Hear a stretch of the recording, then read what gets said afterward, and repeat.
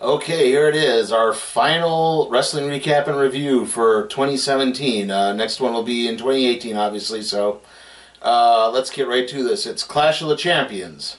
Or, no, Clash of Champions. I keep saying the. Just add the. Anyway, our kickoff show match is Zack Ryder versus Mojo Rawley, the long-awaited fight between the Hype Bros. Right off the bat, as the bell rang, Ryder hit a big drop kick on Rawley. Rawley eventually began to fight back, slammed Ryder into the back of the LED board and the ring apron. Rawley came back and hit a big right forearm on Ryder.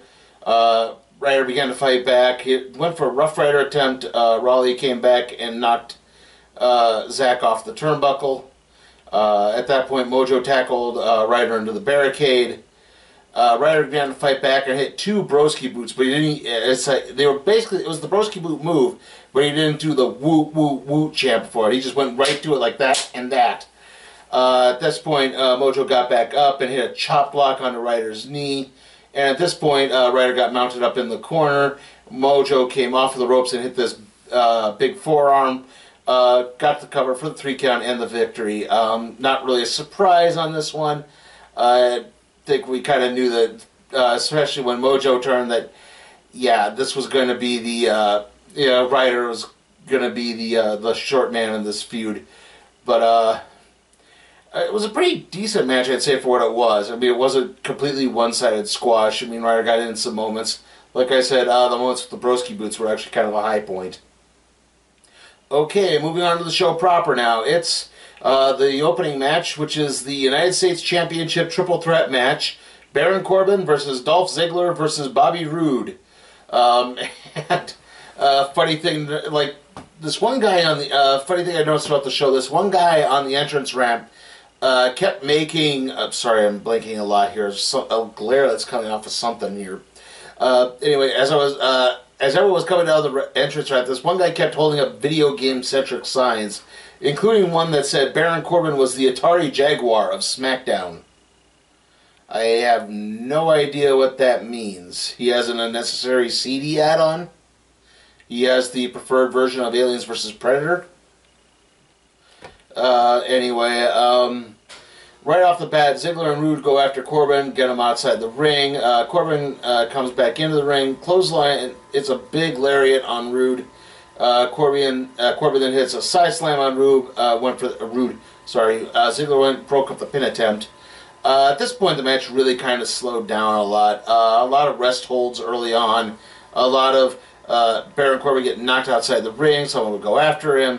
Or Roode and Ziggler would fight for each other, and then one of them get knocked out of the ring. Corbin would then pick up the pieces and get back into the ring, and yeah.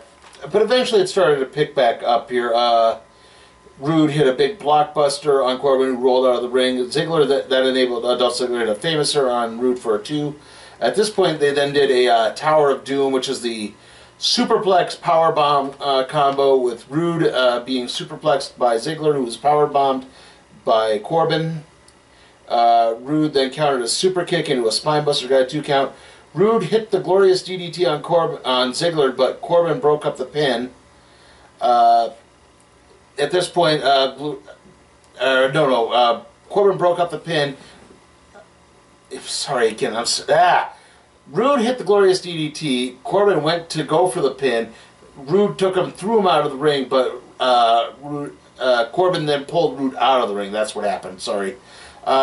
Bit more brawling. Corbin went for an end of days on Roode, but this allowed Ziggler to sneak in and hit the zigzag as Roode was hitting the end of days. Or not Roode, as Corbin was hitting the end of days. Ziggler then covered Corbin for the 3 count and the victory. Your new United States champion is Dolph Ziggler. Don't know exactly what they are going... The match itself, I'll say this, the match itself was pretty good. It definitely picked up towards the end. I thought, again, a lot of rest holds going on, but it did pick up a bit towards the end. As for Ziggler being the champ, I have no idea why they did this. I know he's been very vocal recently about planning to leave the company when his contract expires. He's been unhappy. I don't know if they're trying to transition the belt to Rude, but then why not just have him beat Corbin? I mean, do they not want... I mean, it's not like Corbin's already going to look weaker than he's already been this year. I mean, he failed to cash in the Money in the Bank. I mean, that was pretty weak to begin with.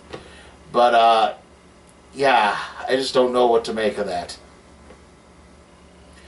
Okay, our next match is the Fatal 4-Way match for the SmackDown Tag Team Championship. The Usos versus the Rusev Day versus Benjables versus the New Day. Basically, the way this worked was actually there would be 4 competitors in the ring, 1 from each team. Only teammates could be tagged in, and this was not an elimination. First fall wins. Early on, Shelton Benjamin hit a big belly-to-belly superplex on Jimmy Uso. I mean, he literally just tossed him across the ring off the top rope. It was crazy.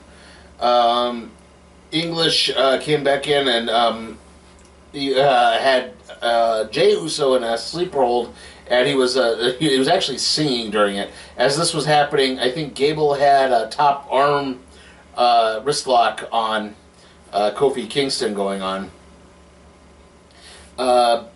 Eventually, Gable and Benjamin got in the ring, and they hit dual flying knees on both Kofi and Big E.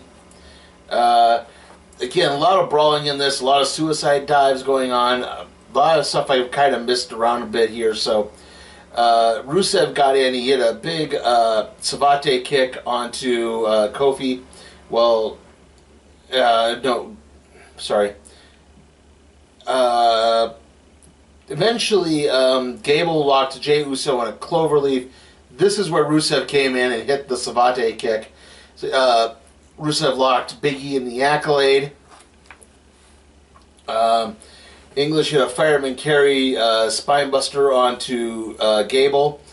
Eventually, as this kept powering through, Gable fought back. He just starts hitting all these deadlift German suplexes. He hits one on Big E, it makes it look easy, which, again, given the size differential there. He hits one on Rusev, it makes it look easy, again, given the size differential on that. Eventually, the Usos kind of get back involved in the match. Jimmy hits a super kick on Gable, tags in Jey, who hits the Uso splash for the 3 count and the victory. Usos retain. Probably this was the match of the night. I mean, so many high spots and all of this. Like I said, it was really hard to keep track of it sometimes, and that might be a little bit to the detriment, but if you were watching this match straight on, this was really enjoyable. Everyone got in a lot of top-notch moves. Rusev Day is over. Benjables, or Gable and Benjamin, or American Alpha 2.0, whatever you want to call them, I think they're getting to the position where they're massively over. New Day is obviously massively over. The Usos are massively over. So it looks like the SmackDown Tag Team division is doing really well. Okay, our next match is the Lumberjack match for the SmackDown Women's Championship. Now, call me crazy, didn't they used to call these, if it was all women, wasn't it called like a Lumberjill match or a Lumberjane match? Not a Lumberjack match? I mean, okay, I might be arguing semantics there, but anyway, it's Charlotte versus Natalya. Charlotte, right, okay, this is where it gets weird, because the match itself was alright. It wasn't spectacular, but the announcers really just ruined this. Early on, Charlotte sent Natalya through the ropes to the outside, where Naomi takes a couple cheap shots at her because Natalya sort of abandoned Naomi when the Riot Squad was attacking, and left her high and dry. And so Naomi is looking for a little bit of vengeance on that. Anyway, as this is happening, afterwards, Natalya then sends Charlotte in towards the Riot Squad, and immediately Byron Saxton starts going bonkers, saying, "Oh, how could they do this? This isn't what Lumberjacks are supposed to do. They're just supposed to keep the action in the ring." At which point, Graves starts yelling back, "Charlotte did this first," and blah, blah. And it was Graves and Byron Saxton just constantly arguing about the stupid Lumberjacks. I couldn't keep track of what was going on in the ring because these two guys just wouldn't shut up. especially since Byron really does not have a leg to stand on. Yeah, Charlotte did initiate the cheap shots to begin with. So it's... Yeah, and Byron's supposed to be the good guy announcer. Anyway, like I said, basically they kept... both women kept throwing their opponents into the Lumberjacks area. Natalya came in here running dropkick on Charlotte. Charlotte countered a sharpshooter into a roll-up, got a 2 count. Eventually Charlotte got tossed into the Riot Squad again. At this point, all the Lumberjacks began fighting with each other. As the schmoz breaks out, Carmella actually slips into the ring and is holding her Money in the Bank briefcase and teases that she's going to cash it in. But before she can cash it in, the Riot Squad get in and start to beat her out and take her out. As this all happens, Natalya goes for another sharpshooter. Charlotte counters that into the figure 8. Natalya winds up tapping out. Charlotte retains. And that's how the match ended. Like I said, the match itself was pretty good. It wasn't great, but it wasn't terrible. But the announcers just brought it so far down. It left such a sour taste in my mouth. Also, afterwards, Natalya basically cut a promo that seemed to indicate that she was quitting. We'll see how far that sticks. Okay, our next match is Breezango versus the Bludgeon Brothers. Harper and Breeze started things off. Eric Rowan immediately tagged in, and Breeze mentioned insecurity on him and tagged in Fandango. Fandango tried to throw Rowan into the ring post, but Rowan actually just blocked it. It seemed to catch everyone off guard that the idea of just throwing your hands up to stop it from hitting the ring post is a foreign concept, apparently. Not too much after that, Harper and Rowan slammed Tyler Breeze face first off the side of the ring apron. They got back into the ring and hit their double crucifix bomb onto Fandango for the 3 count of the victory. Yeah, basic squash. Not much to say more than that. Okay, now here's where things get a little confusing. See, I thought the next match was going to be the WWE Championship match between Jinder Mahal and AJ Styles. But it's not. Instead, it's the tag team match between Sami Zayn and Kevin Owens taking on Shinsuke Nakamura and Randy Orton, with both Shane McMahon and Daniel Bryan as special guest referees. The reason I got confused is because basically this whole show was marketed on this tag match with the dual referees. That was being marketed as the main event, so I naturally thought that was going to be the last match of the show. Not that I'm opposed to having the World Championship match be the last match of the show. That's fine. It's just, again, the marketing seemed to indicate that the tag match was going to be the top part of the show. Anyway, starting things off, Zayn and Orton started off in the ring. Both refs called for the belt at the exact same time. Early on, the match was, really, this whole match was just more about the refs. Early on, they couldn't quite get any sort of synchronization. They tried to count 3 counts, but they were off on both of them. They were trying to count 5 counts for illegal holds. They couldn't do that right. Eventually, they decided that the ringside to the viewer's left would be Shane McMahon's territory. The ringside to the viewer's right would be Daniel Bryan's. That finally allowed things to kind of begin to pick back up. Orton blocked a suplex and then dropped Sami Zayn across the top rope. Nakamura tagged in and hit a big flying knee on Kevin Owens. Nakamura hit a flying head scissors onto Kevin Owens and then put that into a triangle choke. This is where more confusion began to crop up because Shane was looking for a submission, but Daniel Bryan noticed that Nakamura's shoulders were down and started counting for the 3. Eventually, Orton got back in, hit a big follow-away slam on Zayn. Orton hit a massive superplex on Zayn, almost as much as the Tower of Doom spot from the U.S. Championship match. He went way up high. Zayn went way up high when he hit that. However, Owens pulled Orton out of the ring and then tossed him face first in the ring steps. Owens then hit a frog splash onto the announce table through the announce table onto Nakamura. Excuse me. As this happened and they got back into the ring, Orton hit a Hangman DDT on Sami Zayn, and then followed that up with an RKO. At this point, Shane goes for the Orton goes for the cover. Shane goes for the count. Basically, Kevin Owens manages to just lunge in enough and pushes Daniel Bryan into Shane McMahon, breaking the count.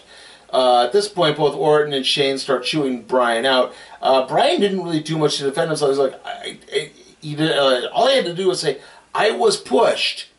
We couldn't have one audible point where he said, "I was pushed," and tried to defend himself and argue his point. As this is happening, Sami Zayn rolls up Randy Orton. Shane goes for the 2 count, but intentionally freezes. And now that sets off Daniel Bryan, who gets angry, saying, hey, you can't do that. You can't freeze on a 2 count. Now you're being biased. I am here to try to keep you neutral. And Shane, and they're arguing. And so, again, as this is happening, Orton gets rolled up again by his Sami Zayn, and Daniel fast counts the 3. Sami Zayn and Kevin Owens win. They are not fired. Don't know if they're planting the seeds for a Daniel Bryan heel turn. I'd actually personally would kind of like to see it. I mean, even though I'm kind of sick of the whole heel authority figures in wrestling, I think it would be just something different. Again, I don't know if Daniel Bryan's going to return to in-ring competition for WWE, but again, this would at least kind of do something with him. He's just been so there for the last year and a half that this would really help maybe give him a lifeblood injection or something. As for the match itself, like I said, alright match. The problem is it was way more about the refs than it was the in-ring competitors, and again, Saxton and Graves just kept arguing the whole time. Like, guys, dial it back just a little bit. Heck, poor Tom Phillips got completely squeezed out of this. I mean, everybody felt for guys, just shut up and call the match a little bit instead of settling your personal grudges. Which, again, Byron Saxton is supposed to be the good guy announcer, but he's not arguing a little bit on exactly who is he? He keeps saying that Daniel Bryan couldn't possibly be biased because he's there to keep Shane Mann in check.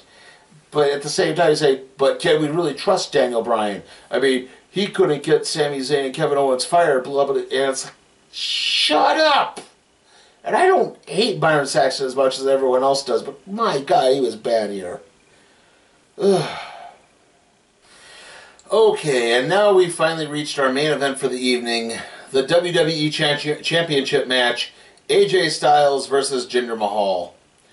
Right off the bat, AJ went for a quick waistlock move, and Mahal basically hit him with this big back elbow, cracked AJ square in the jaw really hard. Mahal came back in a forearm to AJ's throat, and then crushed him on the ring ropes. At this point, they were brawling a little bit on the outside. Mahal picked AJ up. AJ reached and grabbed for the barricade around the timekeeper's area and actually pulled off a little bit of the padding. Mahal then tossed AJ into that timekeeper's area through that padding, basically through that exposed metal that was there.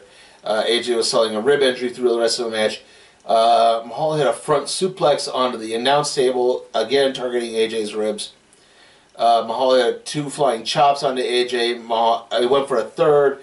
AJ countered that with a drop kick.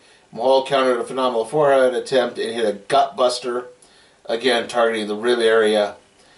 Styles fought out of a superplex attempt and an electric chair drop. Styles countered a back elbow into a Northern Lights suplex for a 2 count. AJ fought out of a super coloss attempt and hit a Pele kick. Excuse me. The Singh brothers were actually on the outside of the ring. They pretty much stayed out of this match right up until a point where AJ managed to hit a springboard 450. At that point, the Singh brothers pulled Mahal out of the ring. Styles went in. He went after the Singh brothers. He took both of them out. He got back into the ring. Jinder Mahal hit a coloss, but only got a 2 count on it. At this point, AJ fought back again. He fought back again. He Mahal decided, well, I know what I'll do, and he went for a Styles Clash.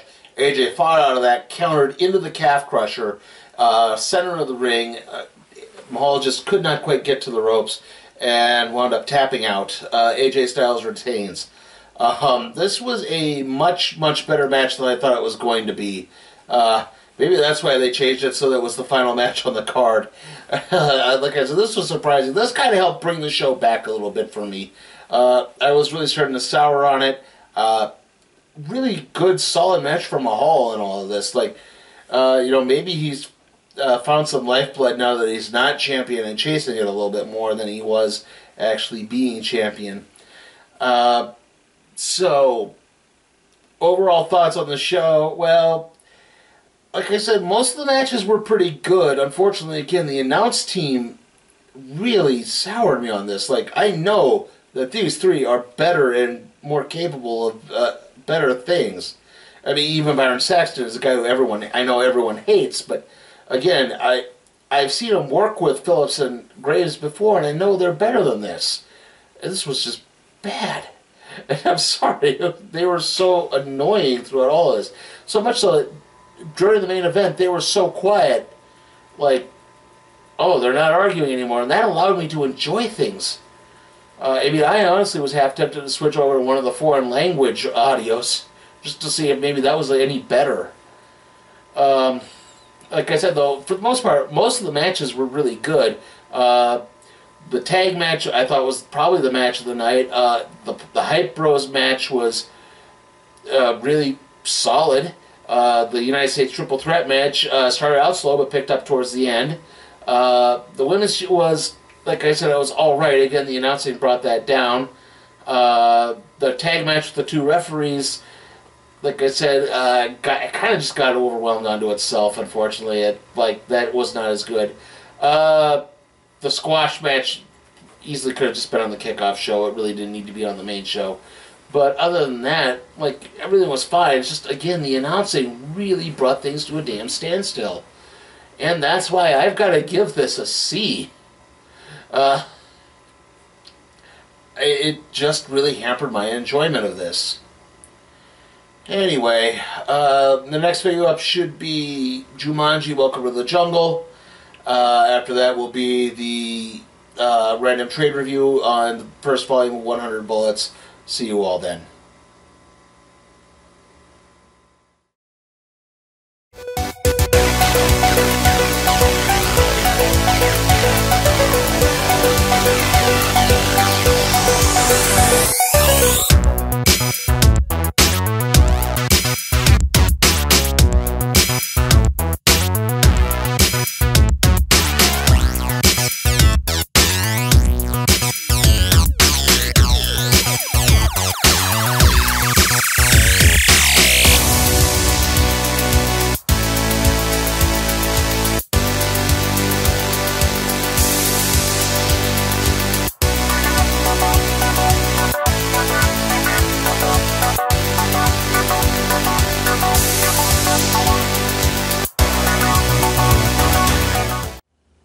Hey guys, tired of me constantly talking only about WWE and NXT? Want to see me cover something like Ring of Honor or New Japan or anything else?